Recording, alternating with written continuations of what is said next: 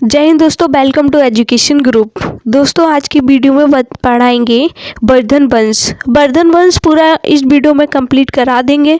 वर्धन वंश के संस्थापक कौन थे और हर्षवर्धन के बारे में पूरा कंप्लीटली करा देंगे। जो भी आपके परीक्षा में महत्वपूर्ण पॉइंट बनेंगे वो सब करा देंगे। चलिए स्टार्ट करते हैं सेशन। वर्धन वंश के बारे में बताना स्टार्ट करते हैं। वर्धन वंश या पुष्यभूति वंश दोनों एक ही बात है। चलिए, इस वंश के संस्थापक पुष्यभूति वर्धन थे जो गुप्तों के सामंत थे। वर्धन वंश के संस्थापक पुष्यभूति वर्धन ये गुप्तों के सामंत थे और गुप्त वंश के संस्थापक श्रीगुप्त कुषाणों के सामंत थे। सामंत का मतलब तो आप लोग जानते ही होंगे, नहीं जानते हैं तो जान लें। जैसे कि कोई राजा है वो वेतन के बदले भूमि देता है, मतलब कि सामंती व्यवस्था को फॉलो करता है। वेतन के बदले भूमि देता है। जिसके पास ज़्यादा भूमि हो जाती है वो सामंत कहलाते हैं। जैसे कि ये पुष्यभूति वर्धन गुप्तों के सामंत थे। गुप्त वंश के राजा इन्हें वेतन के बदले भूमि देते थे। जब इनके पास भूमि राजा से ज़्यादा हो गई तब इन्होंने वर्धन वंश की स्थापना कर दी। नेक्स्ट पॉइंट है, इन्होंने अपनी राजधानी हरियाणा के थानेश्वर को बनाया। पुष्यभूति वर्धन ने अपनी राजधानी हरियाणा के थानेश्वर को बनाया था और इनका उत्तराधिकारी प्रभाकर वर्धन हुआ। प्रभाकर वर्धन की 3 संतानें थीं। प्रभाकर वर्धन की 3 संतानें कौन थीं वो भी जान लेते हैं। राजश्री, राजवर्धन, हर्षवर्धन। राजश्री, राजवर्धन और हर्षवर्धन ये तीनों प्रभाकर वर्धन की संतान थीं। राजश्री की शादी कन्नौज के राजा गृहवर्मन से हुई, लेकिन मालवा के शासक देवगुप्त ने गृहवर्मन की हत्या कर दी। राजश्री के पति गृहवर्मन की हत्या मालवा के शासक देवगुप्त ने कर दी और राजश्री अपनी जान बचाकर जंगलों में भाग गई थी। राजवर्धन ने देवगुप्त की हत्या कर दी। राजवर्धन राजश्री का भाई था, उसने मालवा के शासक देवगुप्त की हत्या कर दी। राजवर्धन की हत्या बंगाल के शासक शशांक ने कर दी।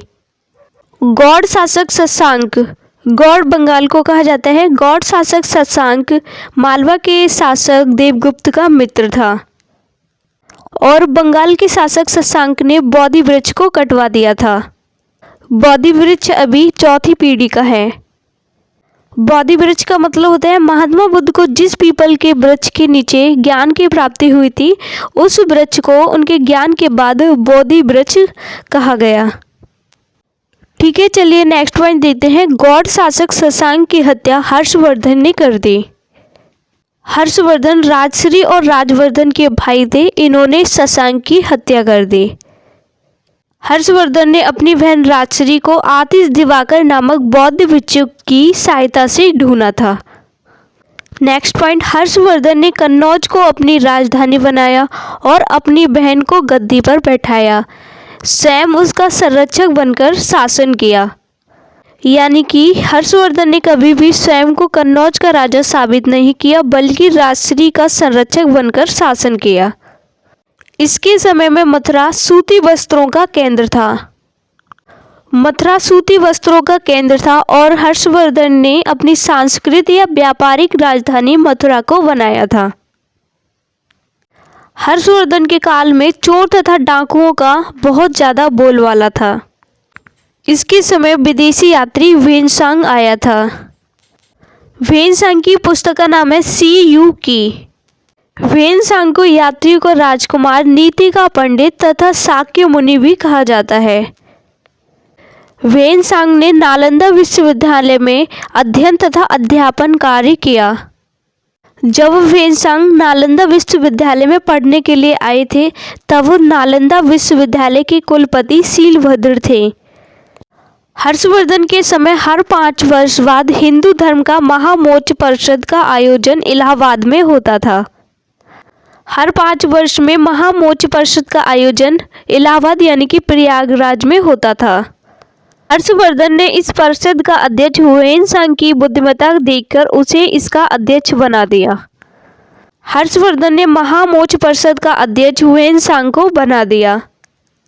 वेनसांग बौद्ध धर्म की महायान शाखा को मानता था, इसीलिए इसका ब्राह्मणों ने विरोध किया, जिस कारण हर्षवर्धन ने कन्नौज में एक बड़ा बौद्ध सम्मेलन का आयोजन किया, जिसका अध्यक्ष वेनसांग को बनाया। हर्षवर्धन ने कन्नौज में एक बौद्ध सम्मेलन का आयोजन किया और उसका अध्यक्ष वेनसांग को बनाया, जिसे बौद्ध धर्म की 5वीं संगीति कहते हैं। कन्नौज में हुए बहुत बड़े बौद्ध सम्मेलन को 5वीं बौद्ध संगीति कहा जाता है। हर्षवर्धन ने उत्तर भारत के कश्मीर को छोड़कर सभी राज्य जीत लिए थे और हर्षवर्धन ने दक्षिण भारत अभियान शुरू किया, किंतु नर्मदा नदी के किनारे दक्षिण भारत के चालुक्य वंश के शासक पुलकेशिन द्वितीय से युद्ध हुआ और इस युद्ध में हर्षवर्धन की पराजय हुई, जिसकी जानकारी पुलकेशिन द्वितीय के ऐहोर अभिलेख से मिलती है। ऐहोर अभिलेख कर्नाटक में स्थित है। ऐहोर अभिलेख में हर्षवर्धन और पुलकेशिन द्वितीय के बीच हुए युद्ध की जानकारी मिलती है। हर्षवर्धन साहित्य प्रेमी थे। इन्होंने 3 पुस्तकों की रचना की। हर्षवर्धन को शिलादित्य कहा जाता है और इनकी तीनों पुस्तकें इस प्रकार हैं। नागानंद, रत्नावली, प्रियदर्शिका। नागानंद, रत्नावली और प्रियदर्शिका ये तीनों पुस्तकें हर्षवर्धन की हैं। 647 ईस्वी में हर्षवर्धन की मृत्यु हो गई। इतिहास में हर्षवर्धन की मृत्यु को युग परिवर्तन का काल कहा जाता है। हर्षवर्धन की दरबारी कवि बाणभट्ट थे। इन्होंने 2 पुस्तकों की रचना की, कादंबरी और हर्षचरित्र। 647 ईस्वी में हर्षवर्धन की मृत्यु हो गई और हर्षवर्धन की कोई भी संतान नहीं थी, जिस कारण वर्धन वंश का पतन हो गया। हर्षवर्धन की मृत्यु के बाद उत्तर भारत में राजनीतिक शून्य यानी कि सन्नाटा की स्थिति आ गई। इतिहास में हर्षवर्धन की मृत्यु को युग परिवर्तन का काल कहते हैं और यहीं पर वर्धन वंश समाप्त हो गया। नेक्स्ट वीडियो में आपको संगम काल के बारे में पढ़ाएंगे। ये वीडियो आपके लिए हेल्पफुल रही हो तो लाइक एंड शेयर जरूर करें। जय हिंद, जय भारत।